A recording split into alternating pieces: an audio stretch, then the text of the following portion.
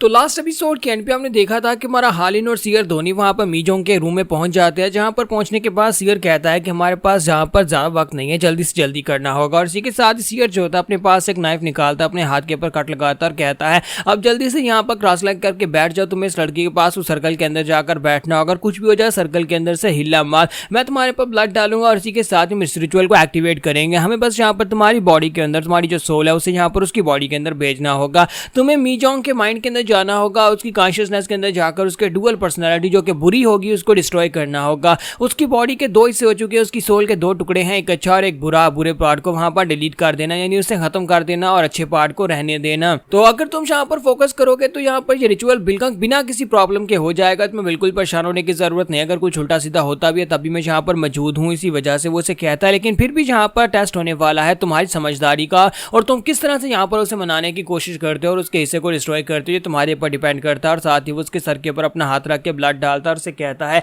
अब यहाँ पर ये रिचुअल स्टार्ट हो रहा है, अब तुम्हारा माइंड जो है उसके माइंड के साथ जुड़ने वाला है। और इसी के साथ ही वहाँ पर रिचुअल स्टार्ट हो जाता है और हमारा हालिन जो होता है उसकी बॉडी के अंदर से उसकी सोल जो होती है वहाँ पर दूसरी तरफ जाने लगी है। लेकिन उससे पहले वहाँ पर डेडली क्रिम्सन ऑरा निकलना शुरू हो जाता है। सियर बहुत ज़्यादा घबरा जाता है और कहता है कि ये क्या हो रहा है, इतना पावरफुल हो रहा है यहाँ पर इस लड़के की बॉडी के अंदर से क्यों निकल रहा है। हाँ मुझे पता है कि एक इवल स्पिरिट ने इसकी बॉडी के ऊपर कब्जा कर रखा है, लेकिन इतनी पावरफुल इवल स्पिरिट होगी मैंने ये सोचा नहीं था। तो इसी के साथ ही वो हालिन से कहता है कि हालिन चाहे कुछ भी हो जाए तुम्हें यहाँ पर दूसरी सोल को अपनी बॉडी के ऊपर कब्जा होने नहीं देना, क्योंकि अगर उसने तुम्हारी सोल के ऊपर कब्जा कर लिया तो फिर मैं भी तुम्हें बचा नहीं पाऊंगा। तो इसी के साथ ही हमारा हालिन जो होता है वहां पर अपनी कॉन्शियसनेस के अंदर चला जाता है। इससे पहले को मीजोंग की कॉन्शियसनेस के अंदर जाता है, वो अपनी कॉन्शियसनेस के अंदर जाता है तो वहां पर सामने उसे एक थ्रोन दिखाई देता है और उस थ्रोन के ऊपर एक बुढ़ा आदमी बैठा होता है, वही एल्डर होता है डार्क मेज। तो डार्क मेज उसे कहता है कि हालिन जोंग तुम्हारी बॉडी के साथ जुड़ने के बाद मुझे तुम्हारी काफी सारी बातें पता चली हैं, लेकिन मुझे जो बात यहाँ पर बहुत ज्यादा बुरी लगी वो ये है कि तुम यहाँ पर मुझे एक टूल की तरह यूज करना चाहते हो, तुम एक टूल की तरह यूज करके किसी दूसरे का इलाज करना चाहते हो। तुम्हें क्या लगता है कि तुम यहाँ पर मुझे टूल की तरह यूज करोगे,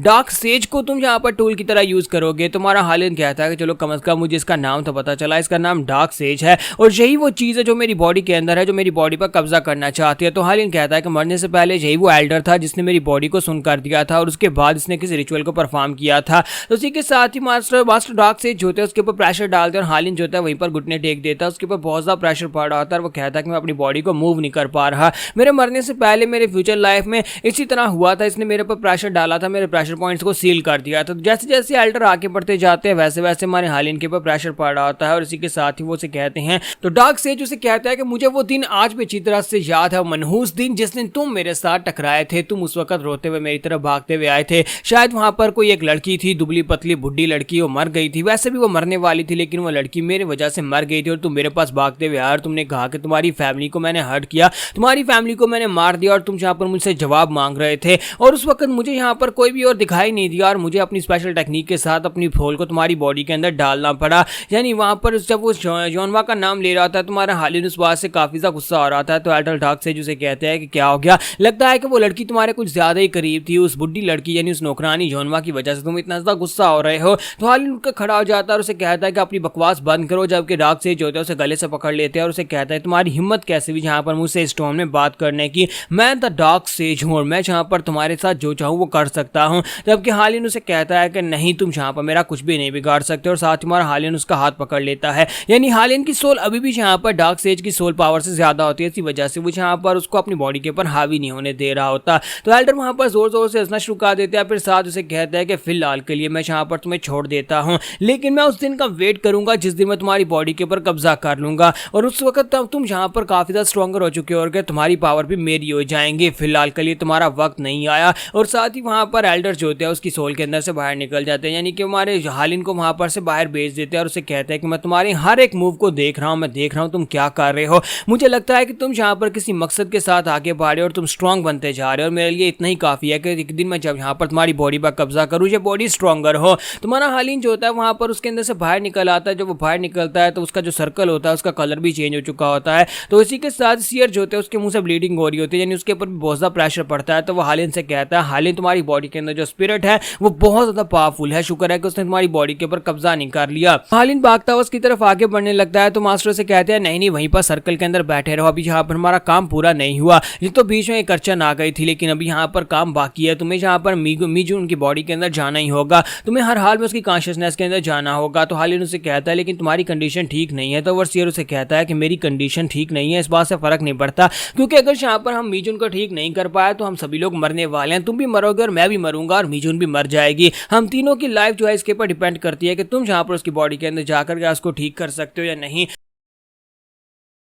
तो उसी के साथ ही हालिन फिर से वहीं पर बैठ जाता है और उसे कहते हैं कि उसके माथे के ऊपर जाकर हाथ रखो। तुम्हारा हालिन जो होता है जाकर मीजुन के माथे के ऊपर अपना हाथ रखता है। एल्डर उसे कहते हैं अब आहिस्ता आहिस्ता से अपनी एनर्जी उसकी बॉडी के अंदर डालना स्टार्ट करो। तो जैसे हमारा हालिन आहिस्ता आहिस्ता उसकी बॉडी के अंदर एनर्जी डालना स्टार्ट करता है, इसी के साथ ही वहाँ पर फिर से वो डार्क एनर्जी निकलना शुरू हो जाती है। तो सीयर उसे कहते हैं कि अब इसी डार्क एनर्जी को यूज करो, इसकी मदद से उसकी बॉडी के अंदर चले जाओ। तुम्हारा हालिन जो होता है वो कहता है मुझे समझ नहीं आ रही, लेकिन साथ ही वहाँ पर जबरदस्त एनर्जी ब्लास्ट होता है और हमारा हालिन जो होता है वहाँ पर उसकी कॉन्शियसनेस के अंदर चला जाता है, मीजुन की कॉन्शियसनेस के अंदर चला जाता है और वहां पर उसे सामने सैंगवन मैनर दिखाई देता है। तो वो कहता है कि तो वही सैंगवन मैनर है। वहीं पर उसे एक छोटी बच्ची दिखाई देती है जो उसके पास से भागकर जा रही होती है। तो हालिन कहता है कि ये बच्ची तो बिल्कुल मीजुन जैसी दिखाई देती है। फिर साथ ही साइड के ऊपर उसे बड़ी बच्ची दिखाई देती है और साथ ही यहाँ पर मीजुन और उसके साथ यूसियोल दोनों बहनें दिखाई देती है। तो हालिन कहता है कि ये क्या हो रहा है। फिर साथ ही उसे वहां पर दिखाई देता है कि मीजुन ने कब यहाँ पर स्पेशल टेक्निक को मास्टर किया और उसके साथ उसकी सोल के 2 टुकड़े हो गए। तो हालिन कहता है मुझे लगता है कि मुझे मीजुन के बचपन से लेकर अभी तक की हर एक मोमेंट दिखाई जा रही है